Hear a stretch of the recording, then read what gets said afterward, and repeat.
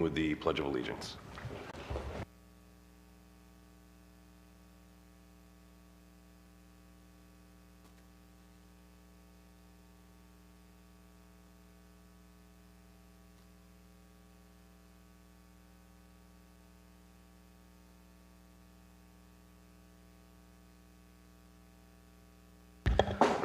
Go ahead and turn it over to Dr. Criscione for tonight's superintendent's report. Thank you, Mr. Stout. I would like to kick off our meeting with a special student recognition. So I would ask Ms. Panassi to please join us on the stage. Thank you.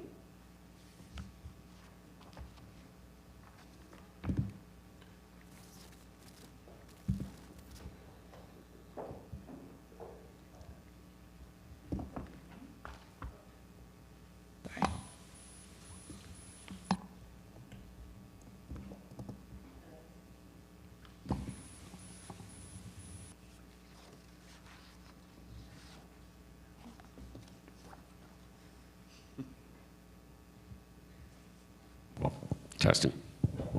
You have to use that one, Trish. It's the one that he uses for his karaoke. Good evening, everybody. It is my honor to recognize Matthew Manzo for his outstanding achievement in being selected to participate in the All-Eastern Mixed Chorus. This elite ensemble was composed of 200 of the finest high school vocalists from 11 states along the Eastern Seaboard. To earn this honor, Matthew achieved a perfect score of 100 on his NYSSMA solo and was ranked as one of the top overall performers at the NYSSMA Festival. He also successfully participated in the all-state chorus. His selection also required a rigorous application process, which required endorsements from both his music teacher and his principal. I commend Matthew for his exceptional talent, dedication, and hard work, and I congratulate him on this remarkable accomplishment. Can you please come up, Matthew?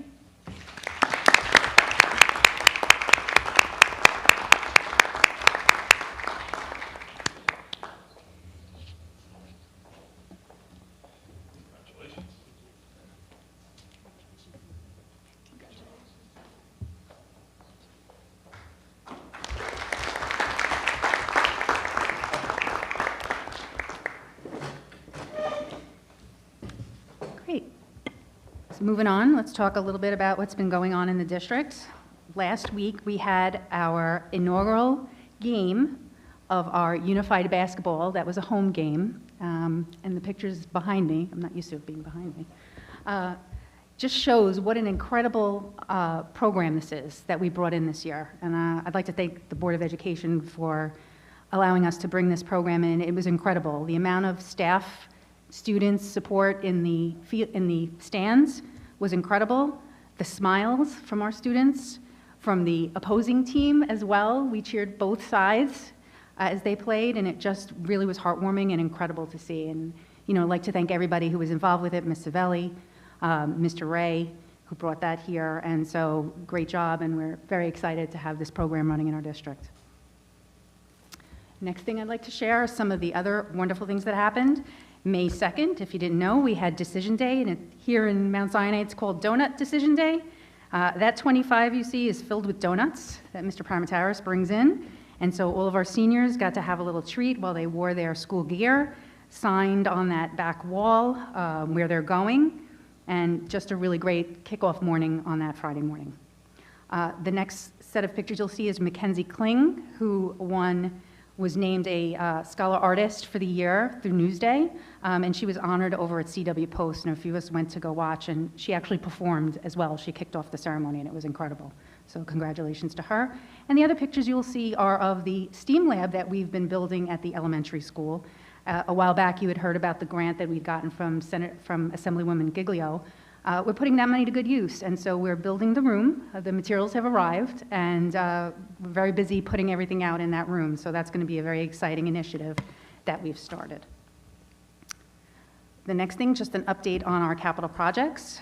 If you've gone by, you'll see we're getting a lot done in the baseball field.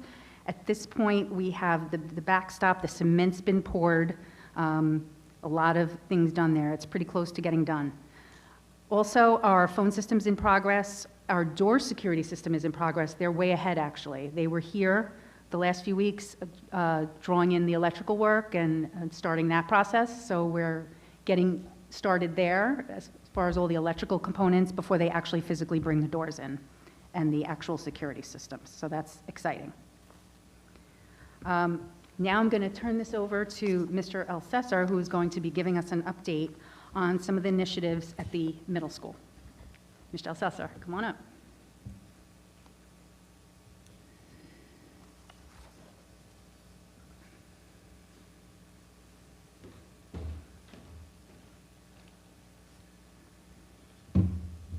Okay.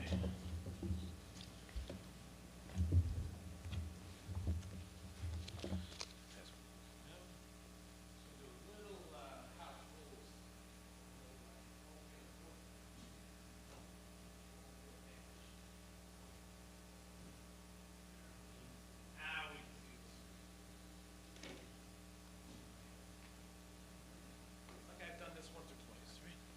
Right.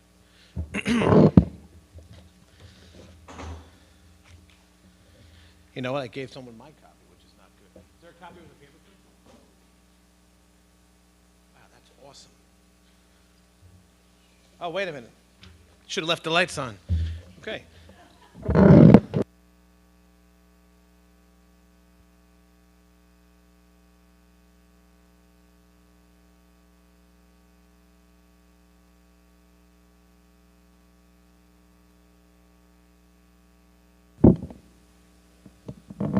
How about now?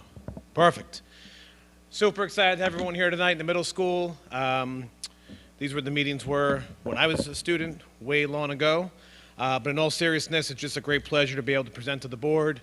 So appreciate the time, Mr. Stout, members of the board, Dr. Criscione and the cabinet. So a lot of stuff going on in the middle school. We could have wrote a lot of chapters that I could have shared tonight, but we'll keep it brief because everyone knows I'm not always brief. So it's been a really exciting year. It's been a lot of things. We've kind of hit the ground running since we came in, since I was appointed last year. Kind of just a lot of things with just taking a good control of the venue, seeing who the players are, learning who all the people are, the students, and it's been really exciting. So tonight I wanted to kind of share that. I wanted to go over our some of our big ticket items, our kind of updated middle school vision, our character education program, which I think a lot of you might be familiar with, Mustang Matters, some shifts in our academic program, and some changes to our floor plan and layout that we're going to make for the upcoming school year. And of course, if you have any questions, I'd be honored to answer them at the end. So since my appointment, I've been really committed to kind of taking the temperature of our organization, and as the old business teacher in me would say, let's do a SWOT. You know, what are our strengths, weaknesses, opportunities, and threats to or challenges to our organization? So we had a lot of conversations right from the start, and they've been really rich conversations, talking with staff, administrators, community members, parents, families, just what does everyone love about the middle school, asking a lot of questions, doing a lot of listening, and just learning about our programs, becoming a member of the Middle School Principal Association in Suffolk County, where such a great dedicated group of leaders come together and try to figure out how they can have the best schools in Suffolk County. Researching comparable districts and schools, talking with a lot of our community members who live in different districts, some of my colleagues who have children that go to different districts, some of your children as well, and of course members of my own network that were nice enough to invite me into their schools for some site visits. There's not a lot of 5 through 8 buildings on Long Island, but I had the opportunity to visit some of those as well. And really when all these things came down to it, we're kind of able to just kind of see where we want to go with our program over the next couple of years. So our vision here in the middle school is that we're looking to support the growth of the children that come in from the elementary school and kind of help transform them academically, socially, and emotionally as high school ready adults when they leave for the high school after 4 years. We're learning through the lens of the productive struggle, which I like to look at as that transition to independence. So we look at the 7th grade trip we just had. We had an awesome experience in Boston, 101 students. For a lot of those students, it was the first time they were ever away from home in an educational setting. So when we got to the hotel, no one knew they had to check for damage to make sure that they weren't going to, be liable for that later. And they couldn't, slam the doors a million times because the guy next door wasn't the Mount Sinai party member. So it was teaching those teachable moments and having kids be excited to be away together as a group and, showcasing Mustang pride on the road and just teaching them what it's like to be traveling with a group of people. Excuse me. So really trying to come up with some new opportunities and experiences that students can have and supporting character education development. And we kind of do that here in the middle school through 3 rules, under the umbrella of celebrating Mustang pride. And I know some of you have some kids that go here. So you might know my 3 rules: stay to the right, be polite, and keep it clean. And because I believe in a strong school-to-home partnership, we've really tried to develop this to where parents can buy into, and parents and families can buy into this just as much as kids can. So when we stay to the right, we're in the halls, trying to be on the right side of the decisions, walking on the right side of the hallways, just always trying to do the right thing. And if we're family members, we want to have parents and families encourage their children to make positive decisions and stand up for themselves, take responsibility, and stay on the right side of the halls. And as you're driving, stay on the right side of the road, right? At least maybe not in Europe. Second rule, be polite. When in the halls, making decisions, when you're listening to your friends, just treating each other with kindness. At home, we hope that, our families do this by modeling expectations, listen, learn, identify issues. If you learn of something that's troubling, call us. How can we help your children? Be your kid's #1 fan, I know I'm, as a parent as well, my own kid's #1 fan. We want our parents and families to be their child's #1 fan. And sometimes, as we're going through that productive struggle, we want to support that initiative as well. And then finally, we want to keep it clean. The building was clean when you got here. Don't make a mess of it. Most importantly, if you wouldn't do it outside of the building, don't do it at home. Don't do it here, excuse me. We're looking for that strong school to home partnership. So we're really trying to, have people treat our building the way they would treat it outside of school, on vacation, wherever they may be.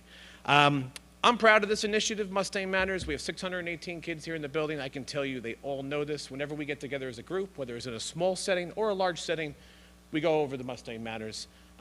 We do it on the road even. We've been known to do it now in Washington, D.C. and in Boston, Massachusetts, which I think is pretty cool. When we do all those things, we come together and we celebrate Mustang pride. And as time goes on, I hope to decorate our building with some of these character education programs. So as we had those discussions with as part of our conversations, we realized that one of the big themes that originated over and over was how can we improve our academic program? What changes can we make? So kind of kicked off a multi-year master plan of our master schedule. And our master schedule, as you know, is where really the umbrella of where all of our academic courses get scheduled and offered for our students in grades 5 through 8. So in year 1, this coming year, 2025-26, we established a couple of goals. We're looking to offer a challenge, exploratory, and invigorative curriculum that's diverse to all students throughout our entire middle school. We're looking to prepare students with the academic, social, and emotional intelligence that will be ready to make them high school-ready adults. And we want to make sure that we have that framework where students and faculty and staff can come together and keep developing those meaningful relationships and create that purposeful learning environment. And I think that's what makes the middle school so great. We have some of the most dedicated faculty I've ever been around with. I've been around very talented teachers, but never such a cohesive group of people in my 17-year career. And I think that's what makes the middle school very special. So people say, where do you start? How do you do this stuff? For me, it was logical. We'll start with grades 5 and 6. So if you look at my chart here, right now, as this year concludes, we have students taking core classes in English, reading, social studies, math, science. In grade 5, we have 2 academic teams. We have a team of 3. We have a team of 2. In grade 6, we have 2 teams, one of 4, one of 3, traditionally and known in our community as the upstairs team and downstairs team. And then on top of those core classes, students rotate electives, physical education 3 times a week, art 1 time a week, general music 1 time a week. They go to a daily performing group, which is known as Bach, band, orchestra, chorus, And if they're not in any of those, they go to another class called Study Skills, where they work on just organizational and kind of just study-like mentality skills. And then on top of that, of course, we have the infamous lunch and recess. And this is what kind of resembles your traditional elementary schedule that we run here in grades 5 and 6. So when we figured out where we wanted to start, we said, you know, let's take this and let's just see if we can tweak it a little bit. Why those bells are running, I have no idea, but I think I just wanted to be so proud of the sound. Got to go with it, right? So next year, we're going to take that structure and we're going to just tweak it a little bit and still have the idea of elementary students transitioning to a middle school structure, where we're going to have the same idea with the teams. Grade 5 will still have 2 teams of 5 sections, 1 team of 2, 1 of 3. But we do have, because of our shifting enrollment, we are decreasing from 7 sections of 6th grade to 5 sections of 6th grade. So the best way that we thought to roll that out would be transitioning to 1 team of 5 sections. So we're going to kind of bring all those teachers together, and they're going to kind of work as one cohesive group where pretty much all of the teachers will have the opportunity to interact with the kids in grade 6, which I'm kind of excited about. Very excited, actually. We're looking to expand our math instruction. And as a proud member of the district's leadership team, we've really spoken a lot about the skills, abilities, knowledge, and experiences that we really want our high school graduates to have when they leave Mount Sinai, whether it's, you know, this year, 4 years from now, 8 years from now. And one of the things that we've talked about is, do kids know math? We know kids are struggling with math. We know we have math wizards here, and we know there's kids in the middle. So coming up with an idea of coming up with a math lab where students can receive 2 periods of math every other day, and the instruction in that class can kind of be directed to the people in the room, where smaller group instruction can kind of break off, and we can work with kids that need a little extra support, and we can challenge some students that can do a little bit more. And what we're doing, we're looking to build capacity in math so that students are ready to kind of take that extra step and either master the math that they're struggling with, or have the ability to maybe take a more challenging course in coming years, whether it's an accelerated math or maybe even a science or some other research-based course in the high school. So we're going to be running that out on a rotating basis with on our AB day schedule with physical education. And we're also proud to announce that our full-time math AIS position is going to be returning next year as well. And I do want to thank the group here for that, because that's instruction that the kids will greatly benefit from. And then the last part that we're going to be tweaking is something I'm like super pumped up about, and everyone's probably sick of hearing me talk about it, which is our new electives wheel. So when you look at our outline with what I just went over, students will still take English, reading, social studies, math, and science, but now the electives will look a little different. They'll have physical education. It'll meet 5 times over 2 weeks on an alternating AB day schedule. They'll have their math lab, which will alternate with physical education. They're going to get their music still daily. Band, orchestra, and chorus students will meet on a daily basis. You got to admit, it's kind of cool. And then we'll have general music on top of that. Now, general music students will be the students that are not taking band, orchestra, and chorus. And I want to thank Mrs. Panassi, who's here, for helping me kind of put this together. They'll get their lunch and recess, and they'll each have a chance to go through the electives wheel. So the only difference from what I've shown you on the previous slide to this slide is that it really just, you're getting 1 less period of PE every 10 days, and you're gaining the electives wheel, and potentially dropping down from 7 periods of music a week, because if you're in a performing group, you would have your 5 days of performing groups, plus general music, plus a lesson, and potentially going down to 6. So music is a pride point of the district, and I'm proud to still kind of keep that intact with this schedule. But let's talk about the wheel, because this is where things get really fun. So I did a lot of research on this, and a lot of my colleagues are proud to offer some version of a wheel around Suffolk County, and giving kids just an experience of different subjects through a very, what I would call a jam-packed day. So we're going to offer this wheel here in Mount Sinai, the Mount Sinai version, 2 periods a day to grades 5 and 6. We're going to give them exposure to various elective areas on a daily basis over a short 10-week sprint. This will be a quarterly class. These will count towards middle school requirements. We do have some flexibility here because we're a 5 through 8 building, so the state allows us to do some things to where we can have students in all the grades count towards middle school moving up requirements. And we're really proud that every student will get the wheel. And there's an asterisk there because in some cases where if a student has just a large number of pullouts, there might be some dilution of the wheel, but we're really going to try hard to make it work that everyone gets a chance to have that equal opportunity. So how does it work? So it revolves around the music periods. So there's 2 wheel periods, and basically when you're not attending music, you'll be attending the wheel. So if you're in orchestra and chorus, you'll be doing that for one of our wheel periods, and then our second wheel period, you'll be doing your 4 electives throughout the quarter, and then vice versa later on. The orchestra and chorus students on that second period will go through the wheel, while the general music and band students go to general music and band. The non-music students that are not taking music during their wheel period will be divided into 4 groups that will rotate through the 4 different classes. And all of these courses are taught by content area certified teachers, which is what allows us to count this as our middle school requirements. So what's in this wheel? So in grade 5, students will have the opportunity to go through art, family and consumer science, computer science through a new digital literacy elective, and elective TIBID, or to be determined, which will kind of be like a study skills-based elective that we're still developing, and it's going to be kind of phase 1. The family consumer science, we're already offering to grade 6. We're going to be sliding that down a year because I really wanted 5th graders to be able to have a chance to do something that was different in middle school, that kind of diversified that big, hyped up walk across that field between here and the south side of the building. And the computer science we're really excited about because we have, a really cool opportunity to give kids some much needed literacy on their Chromebooks and also maybe learn some different elements of coding.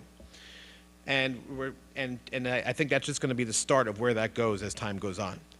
And then in grade 6, same idea, art, LOT, which is our Spanish class, health, which is a change, and then another part 2 of our elective, which is going to be the second part of that study skills-based course. But the health thing here is really exciting because most middle schools in Suffolk County do offer health in 6th grade. They teach healthy and smart decision-making, communication and relationships, hygiene, which I think is probably an important topic in the middle school. Right now, our students don't take their 20 weeks of health, as many of you know, until grade 8. So we're going to try to start it now, giving 10 weeks of the health of the required 20 in grade 6, and then we're going to shift, which I'll talk about in a few minutes, the other 10 weeks to grade 7. And again, these electives will be taught by current grade 6 teachers, which are the TBD. So if you look at a sample schedule, because some people say, what are you talking about? And I said, listen, it's the best way to look at it. So I just tried to put it, and that's actually a typo in there. I apologize. So grade 5 is on the left, grade 6 is on the right. And basically, it'll just be laid out as your typical subject classes. It doesn't all fit on the screen, but the board does have it in front of them. And then for grade 5, the electives will be period 3 and 9, and grade 6, it'll be 4 and 8. So that's the way it'll kind of work out.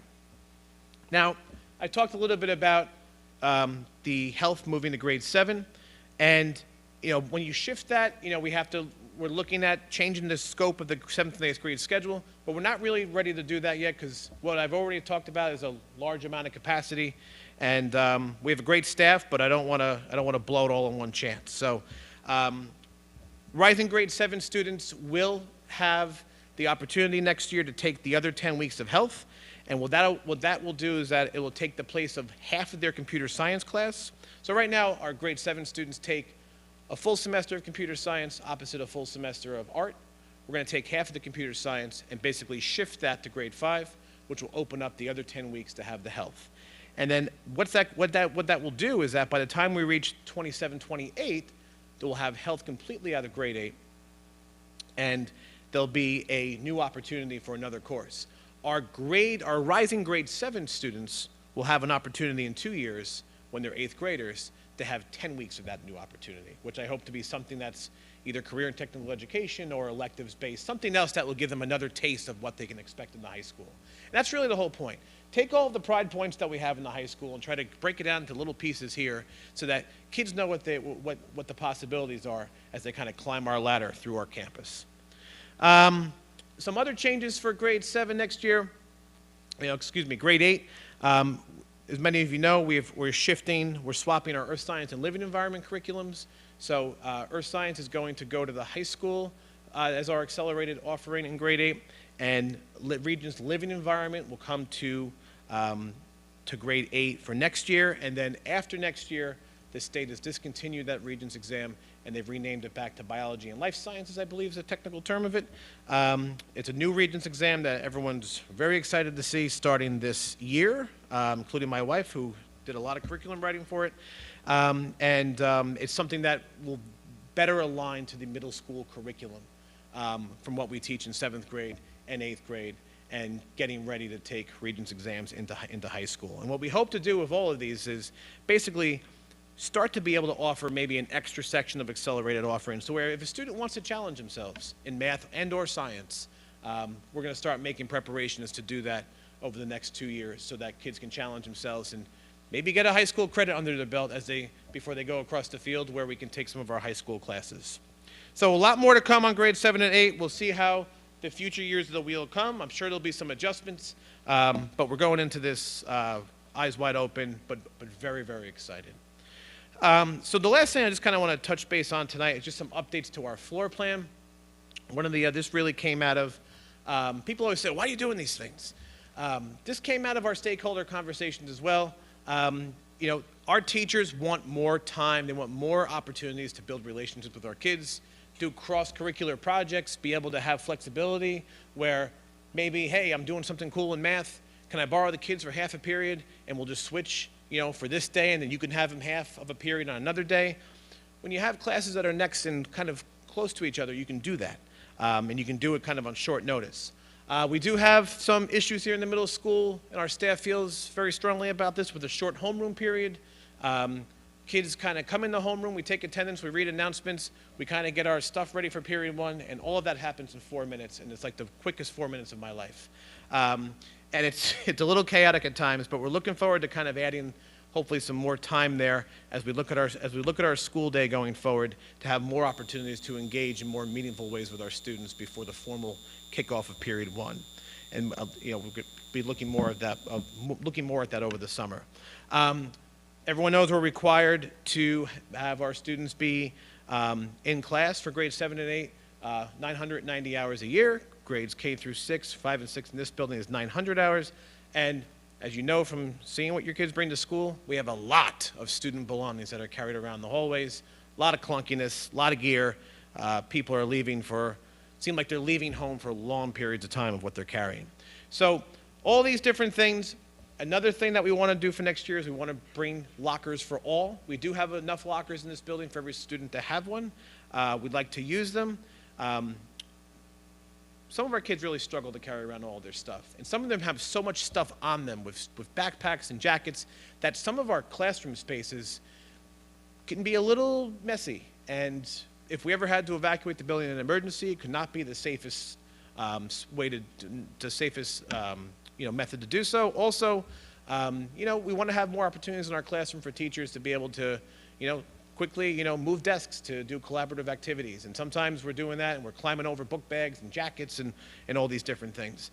We're also anticipating that the State Education Department is going to come out with some cell phone rules for next year that we're going to have to enforce. And I have a lot of my colleagues that are nervous about this across Suffolk County. They're going to spend all kinds of money on these gadgets and gizmos and locked pouches and all these things. And I want to spend a lot of money on things in the building to make this a great place for kids. So I think we can have an opportunity to use some of the things we already have. We have great lockers that need a little love, but they work. And we're going to try to get every kid used to using the locker. As we come into next year, really 75% of our students will have experience with lockers, because grade 5 will spend a lot of time on it over the summer. Grade 6 is already using them now as grade 5 students. sixth graders love lockers, so they'll be locker experts as we go into grade 7, and we'll have to just make sure our 8th graders know. But we're going to have lock and learn days over the summer at the end of August, have an opportunity on various days where parents can bring their child to school. We'll be here, myself, our new assistant principal, Mr. Amato, and we'll be making sure everyone's lockers work and that kids know how to open them. And hopefully we'll be able to get some of those belongings stored away. And if we have to lock up the phones, as what we think we're going to have to do, that'll be another opportunity to use that as well. So kids are always nervous about moving between classes. We have a lot of traveling. Kids start down here, they go to science, they go back. There's a lot of shuffling back and forth. We don't always have time to get to the lockers. So we've looked at some changes with trying to consolidate our floor plan. I mentioned before we're going to be going down to 5 sections of grade 6. And there was going to be a little crammed upstairs to get all of our 6th grade sections there. And then, God forbid, we ever had to add a section. I don't really know where that would go. So coming downstairs here, kind of looking at the north side of the building over here, we're looking to kind of use our downstairs existing floor plan for grade 6, add our 2 teachers from upstairs that will be joining us downstairs, having a grade 6 wing, and then taking the front half of the building and having like a grade 5 wing. And that'll kind of be our elementary area. And from there, we'll have a nice teaming aspect with grades 5 and 6. And if you look at this chart right here, grade 6 I assigned the color blue to, grade 5 I assigned the color green. Really, there's only 3 or 4 main spaces throughout the building that those students really need to be. So it kind of just gives them a chance to kind of almost have, when they have to travel, they have their own areas of the building. And then they kind of come back to their own wing, which a lot of middle schools have their own wing for all the reasons I've kind of spoken about. And then it kind of gives our grade 7 and 8 students their own area of the building on the south side, where we can have our math and science area, followed by our humanities area. So we're going to take the 2nd floor of the building and kind of go humanities, world language, which are our Spanish classes, special ed and support services. This is kind of exciting to me because right now some of our special ed classes, especially our self-contained classes, kind of meet off the beaten path. If you're familiar with the building, it's kind of like a bunch of squares. We have all of our 7th and 8th grade social studies, math classes, English classes, they all kind of meet down here. And then you have the kids that need a little extra support. They kind of meet way back in the corner over there. And some kids are like, how come our class is not next to, like, our friends? And you know what? Sometimes inclusion's important. So I think having an opportunity to kind of bring the grades together, still have those services that kids need, and kind of being together as a grade and giving 7th and 8th grade their own wings is important. I think it's going to be great. This was a hard one for me. I grew up 2nd floor, middle school, grade 5. My 4th grade teacher really pumping up the idea of we're going across the field and you're going to be on the 2nd floor. So it was hard for me to kind of digest a little bit, but multiple members of our faculty suggested this. And I think we're changing with the times, and I think that, while the memories will always be there, there's a lot of exciting things on the horizon.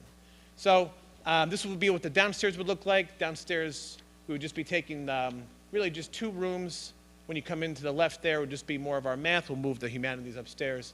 We have our science and, of course, our technology, and a couple rooms at the end, which are great spaces for learning, which will also be used for grades 7 and 8. So that's pretty much I gave you a couple chapters. I know Dr. Criscione is probably ready to move on. I'll save some chapters for another day. But in all seriousness, I would love to answer any questions that the board has, concerns, but just, from the bottom of my heart, thank you for your support the whole year. It's been a great year. It's been awesome. I'm looking forward to year 2. And it wouldn't be possible without the support of the board and the superintendent and the cabinet. Thank you. Sure. Chris, I just have one question. What's that? I just have one question. Yeah, sure. Next year, your 7th graders going into 8th grade are going to be taking health, correct? Yes. While you're implementing health in the 6th grade, which is new. So you have an additional number of health sections. That's correct. Are all of our PE teachers health certified to be able to deal with that particular? Yes, we're able to maintain our existing FTE footprint in phys ed and health and use our existing staff to use the contracted time that we're able to have. The guys think this is great. They want the kids to have health in 6th grade. So this is something that I think, there wasn't anyone saying, hey, don't do this. Hey, Right. this might be a good idea. So yeah, we do have the existing staff to do that, and we're going to be making some curriculum adjustments in the coming weeks. Perfect. Yeah, Thank you. and the grade 8 curriculum, so the grade 6 curriculum will be some new components that we've kind of pulled in for some other places, little health smarts, some of the topics I spoke about that we already kind of do in grade 8. And then the grade 8 program will kind of shift on a truncated model down to the grade 7. So we kind of have a lot of that stuff already. So we're not, the important stuff that's being taught now in grade 8 is not going to go away. We're just going to have a truncated version in grade 7, the important things. The following year. So grade 7 so grade 8, rising grade 8 will get health like they've always had it because they need 20 And then weeks go to to the move high up. school. Yes. Grade 7 will get 10 weeks next year. When they're grade 8 students, we'll give them the other 10 weeks because I owe them 20 weeks. Right. But I wanted to phase it out now because you have to start somewhere. Right. And then we can do 10 weeks of something fun and something different. And then by the time they're out in 2 years, then we'll be completely out of grade 8. And then the existing, the brand new grade 6 and grade 7 model will be fully functional, and we'll be able to, use our footprint for other things. And I think if you look at some of the staff forecasting with, attrition and stuff, we should be right there. Okay, good. Yeah. Thank you. You're welcome. Any Chris, other so questions? just 2 points. The first is I know you brought up how you want all students to use lockers, and I think that's a great idea because we see the struggle of all these kids and what they're carrying.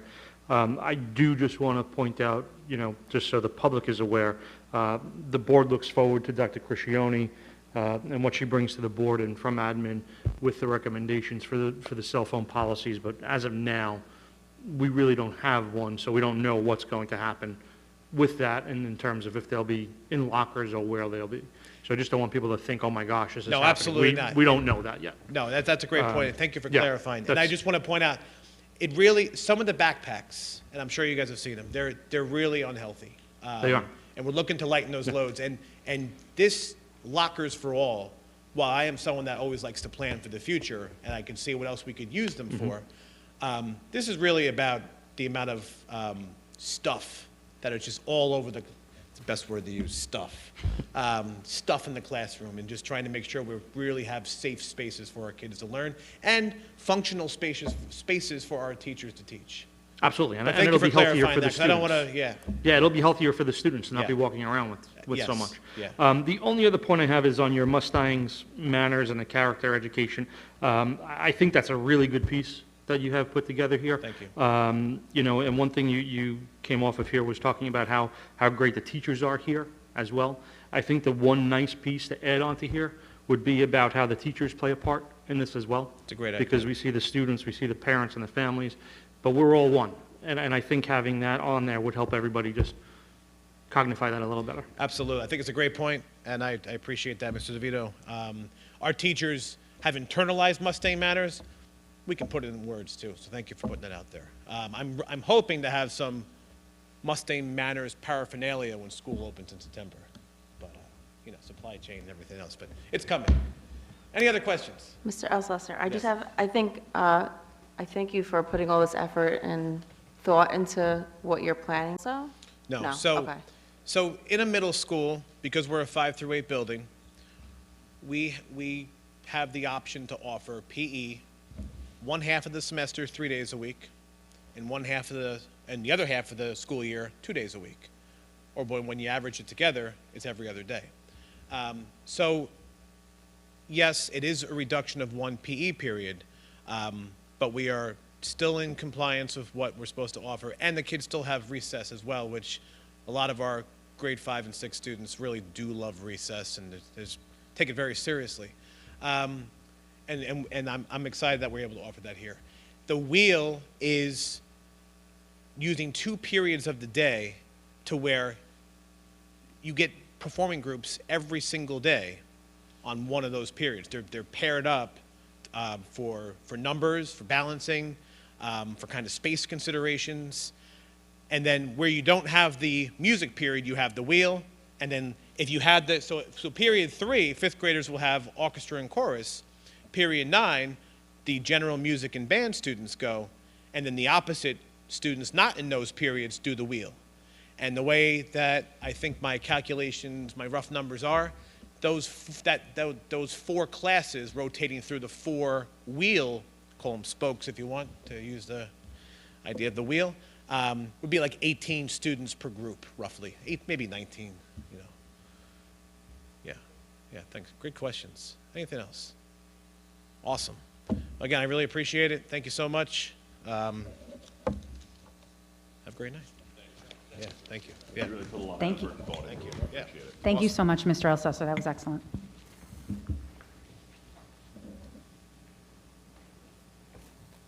All right, moving on. We're going to have our budget hearing for the evening, where we're going to talk about our proposed budget, the budget vote, which is May 20th, next Tuesday.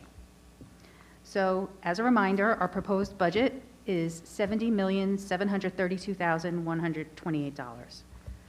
Last year's budget was $68,805,778, so our increase is $1.9 million. The percentage, budget to budget, is 2.8%, and our tax levy increase is proposed at 3.95%. Here's the overview of our proposed budget, talking about each area. We have a small increase of the Board of Education and Central Administration, Central Services, including district insurance, BOCES administrative fees, printing, security, going from $3.6 million to $3.9 million, curriculum instruction and supervision, going from $2.1 million to just about $3 million, pupil services, $4.4 million to $4.6, pupil activities, $400,000 to $434,000, pre-K, there's an increase on the amount that we're going to be paying for scope. Pupil transportation goes from $4.8 million to $4.6 million. We're actually saving money because we're sending less students out of district. We're keeping more students in district. Adult ed going from 109 to 115. Adult ed, oh, sorry, just said that. Employee benefits, 15 million to 15.4. Debt service from 1.17 to 1.385. Salaries, 36 million to just over 37 million, for a grand total of an increase to $70 million, which brings us to that 2.8% increase budget to budget.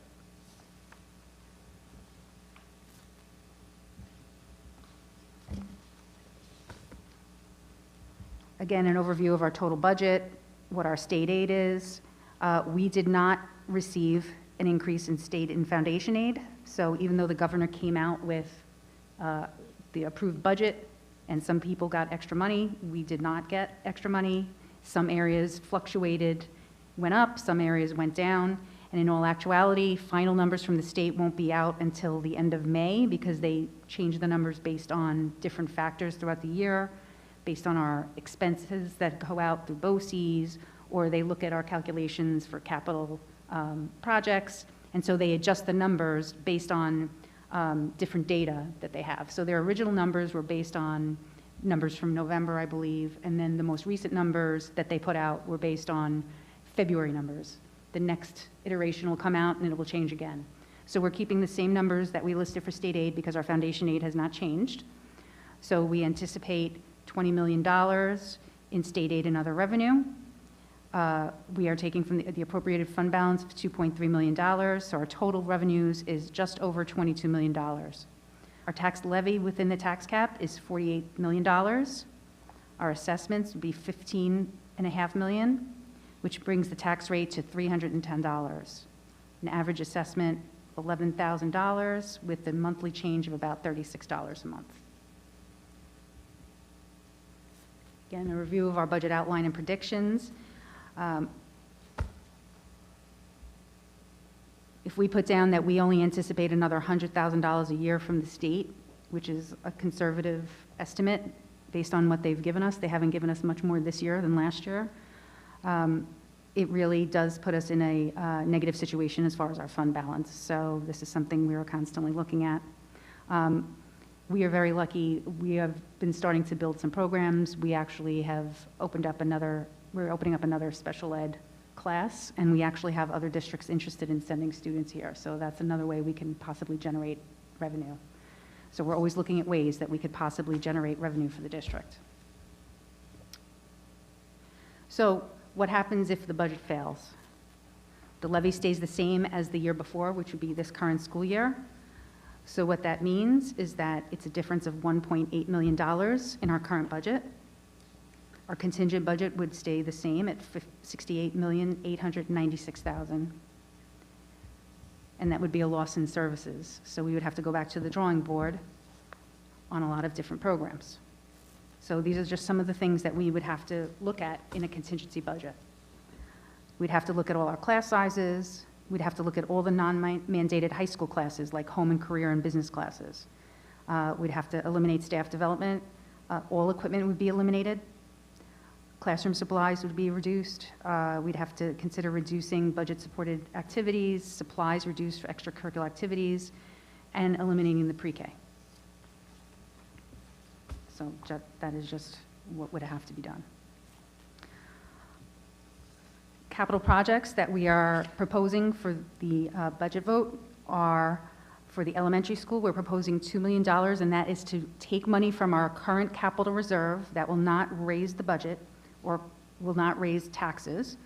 And that is for a lot of the work over on the interior and exterior improvements, such as upgrades and enhancements to the walls, windows, roofing, mechanical, and electrical systems in the rear wing of the building. And as I had mentioned before, if you take a walk around and you look, you'll see a lot of these pictures, the cracking, the peeling of the brick.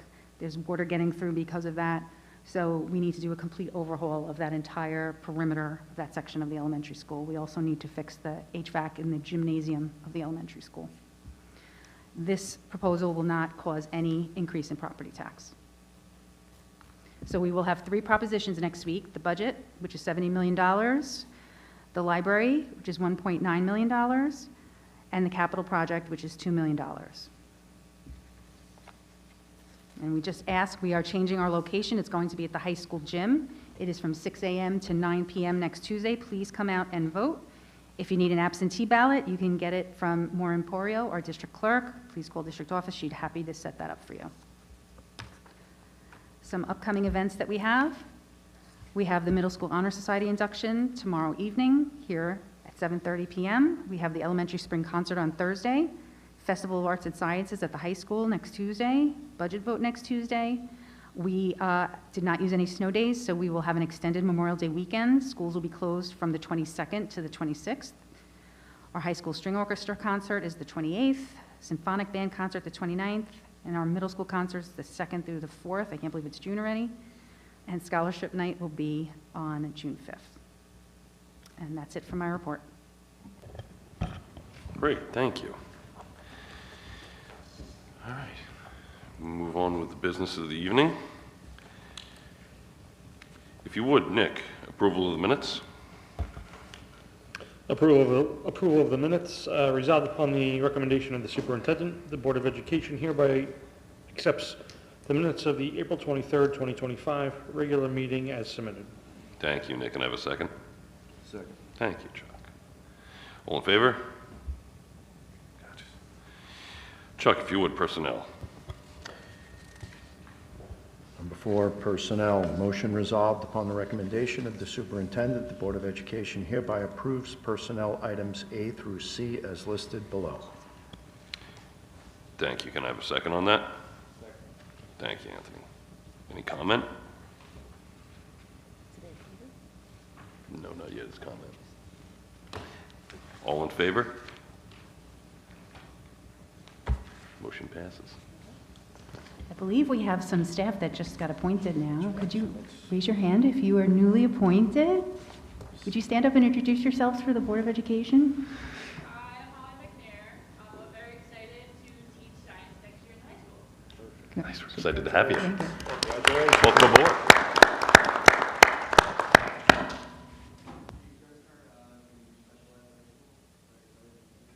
Congratulations.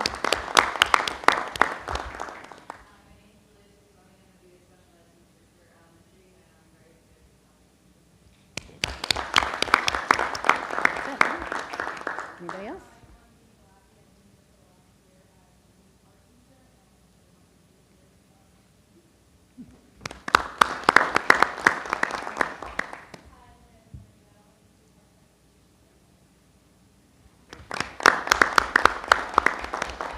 Oh, sorry.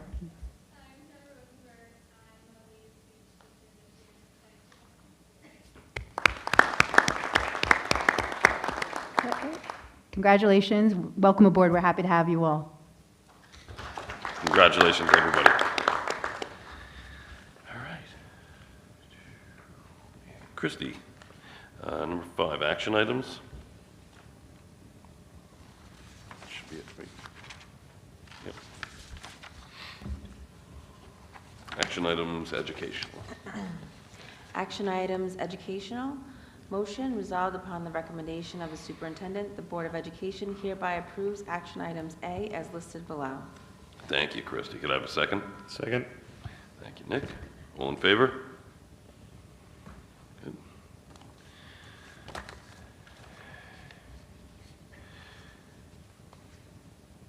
Anthony, if you would, action item business. Action item business, motion resolved upon the recommendation of the superintendent, the Board of Education hereby approves action items A through J as listed below. Thank you, Anthony. Can I have a second? Second. Thank you, Nick. All in favor? Good. And that is going to take us to you, Miss Audrey. Thank you. Good evening, board members. I'd like to share with you some of the exciting events that have been happening during this very busy month. At the Mount Sinai Elementary School, they have welcomed a very successful hatching of quail to the building this week. 4th graders are learning about the life cycle of quail and what they need to survive and thrive. Michael Pramateris and Stanley Zinger from Mr. Walsh's 4th grade class were named as Honorable Mention Award winners in the annual Walt Whitman Birthplace Association Poetry Contest. This prestigious contest receives many submissions from New York and beyond. They are 2 of only 8 winners in their age category. This year's contest was inspired by Walt Whitman's When I Heard the Learned Astronomer, which contains 3 important themes: the power of wonder, knowledge gained through study versus knowledge gained by experience, and finding beauty in the world around you. These young writers were asked to use their poetic voice to explore what they imagine is beyond the stars. A big congratulations to them. We are very proud of their accomplishments. The Friends of the Arts variety show was a tremendous success last Friday night. The elementary school students showcased their talents through song and dance. With over 50 participants, these courageous students lit up the room with their talent and creativity. This year, the 4th grade students will participate in the 2nd year of Boots and Saddles next week. The students will travel through stations and demonstrate the life and skills of the 18th century soldiers, both patriotic and British, during the Revolutionary War era, learning the Patriot and British perspectives on the causes of the Revolution. Additionally, the students will learn about the Culper Spy Ring on Long Island. 3rd grade is also attending a trip to Brookhaven National Labs this week to learn about magnetic properties by using magnets to attract and repel each other, and deepen their skill set in planning and carry out scientific investigations. I found that many high school students get involved with Brookhaven National Labs through STEM Club or summer internships, so this is definitely a great introduction. Many students are looking forward to the evening of the Festival of Arts and Science taking place on May 20th from 6 p.m. to 8 p.m. at the Mount Sinai High School. This evening will showcase artworks across all buildings, music ensembles, robots, and science fair projects by our elementary students. The PTO will also be holding their spring book fair. We look forward to celebrating this intersection of artistic expression and scientific exploration. On May 21st, our elementary students will welcome our high school athletes for our annual Athletes Helping Athletes Field Day. This program has been a wonderful, long-standing tradition that provides another great opportunity for our older Mustang athletes to mentor our younger Mustang in physical fitness and resilience. Additionally, the elementary school field day will take place on May 29th. These events are filled with school spirit and teamwork and are tons of fun. At the middle school last week, the middle school had their 4th and 5th grade parent orientation for incoming parents. They had a great turnout, and the time was spent reviewing some of the curriculum changes and layout changes at the middle school for September. They have had a great and nice organization program to welcome new 5th grade students and look forward to welcoming over the next few months. Tomorrow evening, they will be holding their annual induction of the Mount Sinai Honor Society. This is a special evening that recognizes the significant accomplishments of academic leadership and community service over their middle school years. The current officers have been working very hard on the ceremony, and we are looking forward to the event. The BMX Stunt Master ceremony was held here last week in culmination of Autism Awareness Month. Messages of kindness and respect were shared through the integration of BMX bike tricks, including jumping over various staff members and the principal. Next Monday, May 19th, the ALS Ride for Life will be coming to the middle school as part of their tour through the campus. Students will be waiting outside to cheer on participants as they parade through the property. At the high school, the National Honor Society had our induction on May 3rd, where students received their certificates and pins, and uplifting speeches were given by Dr. Kashoni, Mr. Pramateris, and Mr. McHugh on congratulating the inductees on the accomplishments and reminding them of the core values in which National Honor Society stands: leadership, scholarship, community service, and character. Mr. Pramateris also gave golden apples to students as a continuation of the heartwarming tradition of students giving a golden apple to a teacher, administrator, or staff member who has truly impacted their lives and made a difference. This truly serves as a meaningful reminder that many of our accomplishments can be attributed to the love and support of others, and shows appreciation to faculty who have truly touched the lives of so many students. On May 3rd, the juniors had our prom at the Hamlet at Willow Creek. We had a great time with food, beverages, and lots of great dance moves from Mr. Cicillo. Thank you to our class advisors and administrators for your hard work in making this event fun and memorable. The senior prom is also coming up on June 25th and will be at the Watermill in Smithtown. Our drama club will be hosting Broadway night on the 21st at 7 p.m. at the high school auditorium. Our talented students will sing classics from Broadway plays. Please come out to support them. The high school string orchestra, concert band, and chorus will be having their spring concert on Thursday, May 29th in the high school auditorium. For many of the seniors, this will be their last Mount Sinai High School concert, and to commemorate their dedication throughout the past 4 years, they will be presented with a Bluebird of Happiness and personalized notes from their peers who have been playing alongside them for years. The ABC Countdown has officially started and has been a fun addition to the end of the school year. The student gov has worked hard to come up with personalized themes for each day. This month has been extremely busy with AP exams and fun end-of-the-year activities and events. We hope to end the year strong and with continued dedication and kindness. Thank you so much for your time. Have a great night. Thank you so much. Well done, Audrey. That brings us to any questions or comments from the community. Sure.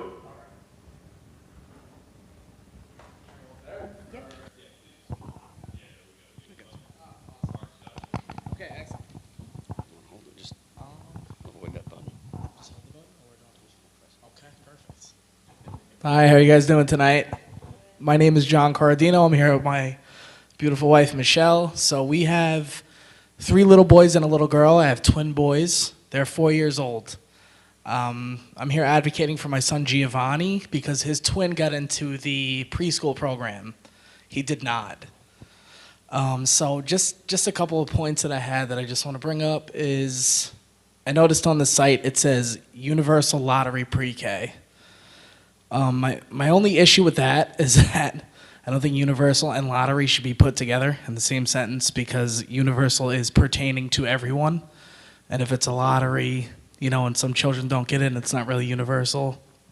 I noticed that Middle Country School District, all children can go to universal pre-K, and whatever overflow there is, they will go to other preschools. I also wanted to talk about the tuition cost if our children can't get into these preschools.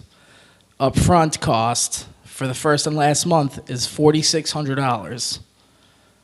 Per month is $2,300 a month. That's $27,600 a year for 2 children to go to preschool 5 days a week for the same amount of time they would be going here at Mount Sinai. One of the main reasons my wife and I moved to Mount Sinai was because of the school district. I was really hoping that my children would both get in, because how can you say one twin could get in, but another one can't? I noticed that in West Islip. I love that bell. Back at school. I noticed that in West Islip, when they take one twin, they take the other, and they take it as one number. I also looked on the government website. It said that last year, Mount Sinai Preschool was allotted 87 seats, but they had only filled 53. The government had budgeted them for over $400,000, and I just wanted to know where that extra money went if they weren't giving those seats to other children. Sorry, I just want to see what else we got here. So yeah, pretty much, just wrapping that up, I would like to know where the money is going, because if those seats aren't being filled, that money should be going to the parents of those children to get them into other preschool programs. I'll start. So the UPK is a very unique program, and it's called Universal Pre-K, not because we call it that. That's what the state calls it. It's been around for many years across the state. Mount Sinai has only been receiving money from the state for the last few years. Okay. There are very specific rules and regulations on running the UPK program. First of all, there's a maximum of 18 students per class, and so you can only have that number. We can't increase the class sizes. Okay. When you have more than the number of seats for parents, and we did this year, we had more parents than we had seats, you have to do something called a lottery, because that's the only way that it's fair to give seats to students. And unfortunately, there's one number to call out, and so that's part of the problem. The other thing is, the extra money, we don't get that money. So we get a certain amount. They pay $5,400 per student. That's all they give us. And we only get it for those number of students. Every dollar goes back to the state. So they say they're giving us that money, but we're not spending that money. So we don't have that at all. So that 400 that you referenced, yes, that's not money that we received. Okay. That's money that was available had you had every single seat filled. And the other thing I'd like to point out is that that 18 student limit that we have in the class, if we say have 3 classes of 18 and we have 2 students left over, the only way that we can't add them to another class under the state's rules, and the only way we can have another class is to pay for all 18 seats, but only have 2 kids in the class. We're forced by the state to do it. This is something that we've been, and I completely understand your frustration, and I wholeheartedly agree with you.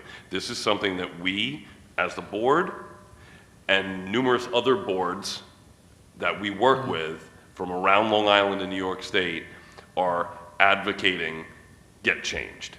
This has been, it's one of those, it sounds great, universal pre-K, but the way they instituted the program, it puts so many restraints on the individual districts, and this is exactly why, cases like yours are exactly why we want to see it changed. Yes. And put it more, if you're going to give me $400,000, then give me the $400,000 to use as we need to for UPK. Don't allot it in piece parts. I mean, we already pay more. They'll give us $5,400 per student. It costs us more than $5,400 as it is. Yeah. And we have to pay that additional.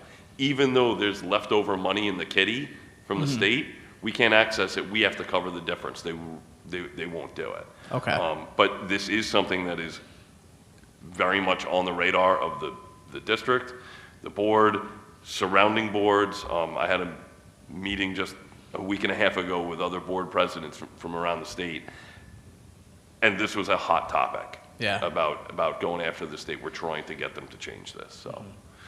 All right. Thank you guys for your time. Appreciate it. Have a you. good night, guys. Anybody else? You have anything else? Monica? Nothing? Brad, leave? Wow. All right. Well, without any further ado, can I have a motion to close? Move to adjourn. Thank you, Nick. Can I have a second? Second. Thank you, Chuck. Everybody have a great night. Thank you for coming. Thank you to our new teachers. We'll see you in the halls. Next month, we'll be back in our original setting in the high school.